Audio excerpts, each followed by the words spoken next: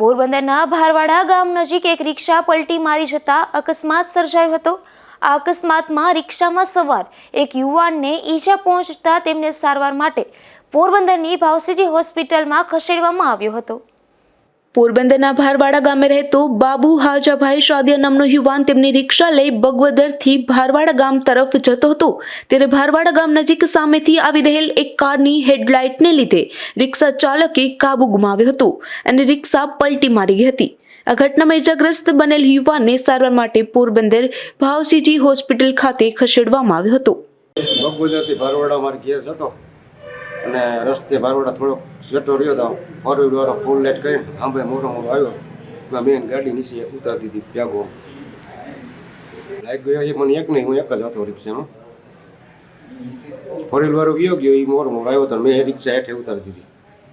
અકસ્માતની આ ઘટનામાં રિક્ષામાં પણ નુકસાની થઈ હતી। આ ઘટનાને લઈ રિક્ષા ચાલકના પરિવારજનો પણ હોસ્પિટલ ખાતે દોડી આવ્યા હતા। અશોક થાનકી, ગુજરાત ન્યૂઝ, પોરબંદર।